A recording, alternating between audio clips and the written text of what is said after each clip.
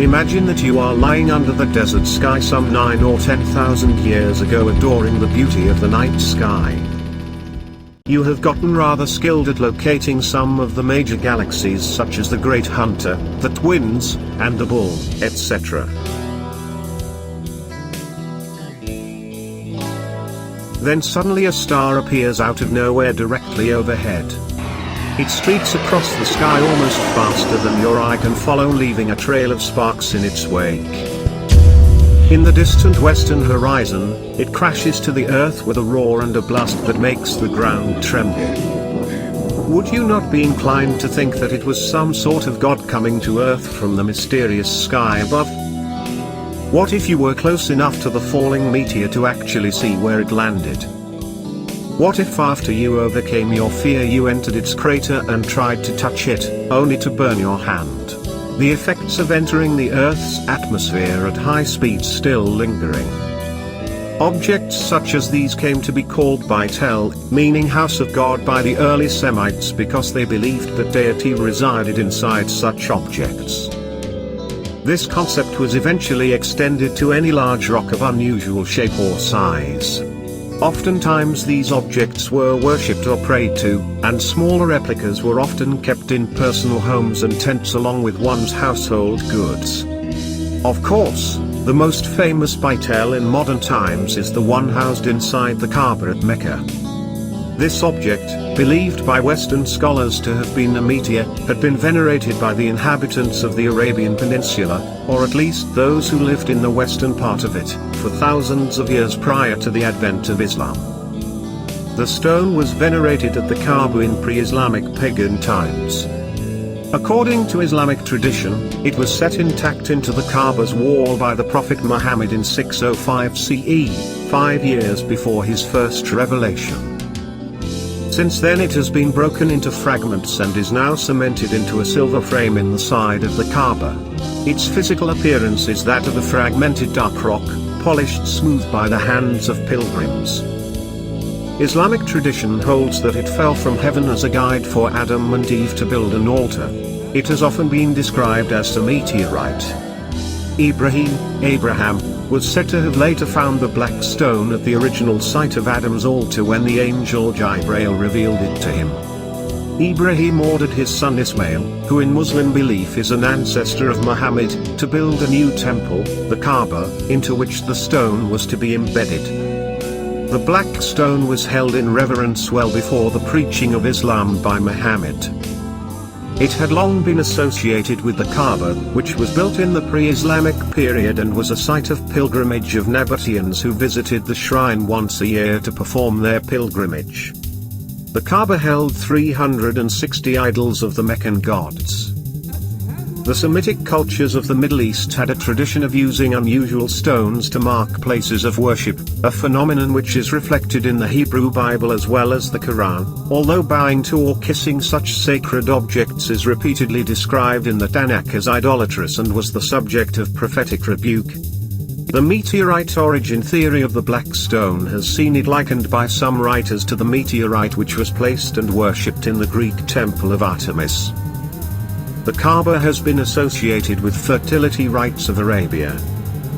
Some writers remark on the apparent similarity of the black stone and its frame to the external female genitalia. However, the silver frame was placed on the black stone to secure fragments, after the original stone was broken. A red stone was associated with the deity of the South Arabian city of Gaiman, and there was a white stone in the Kaaba of Al-Abalat, near the city of Tabala, south of Mecca. Worship at that time period was often associated with stone reverence, mountains, special rock formations, or distinctive trees. The Kaaba marked the location where the sacred world intersected with the profane, and the embedded black stone was a further symbol of this as an object, as a link between heaven and earth. According to Islamic belief, Muhammad is credited with setting the black stone in the current place in the wall of the Kaaba.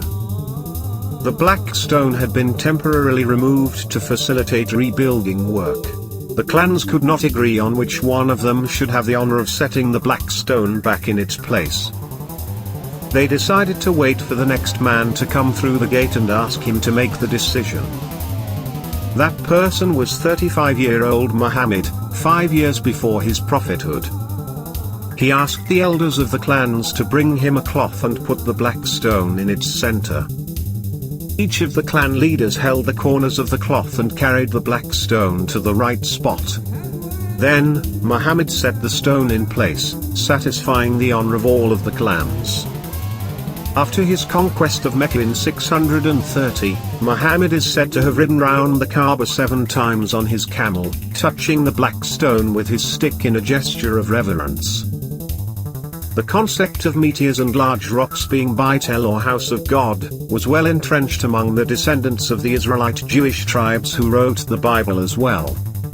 In Isaiah 44:8, where he relates the story of Jacob having a chit-chat and struggle with God, and God asks, "Is there any other God besides me?" and then answers his own question, "No, there is no other rock, I know not one."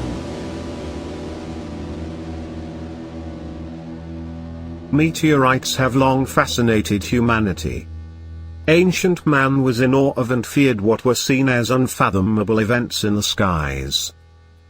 And as we can see here, in antiquity meteorites were seen as messages from the gods. Celestial objects were and are still attributed with supernatural origins, religious significance, and embody the power of the gods. For the Sochi Olympics of 2014 in Russia, the Olympic medals were formed with shards of the Chelyabinsk meteor inside them. The beautiful medals symbolized triumph over adversity. Meteorites and rocks from other planets hold our imaginations and are granted a relic status as they're defined as national treasures.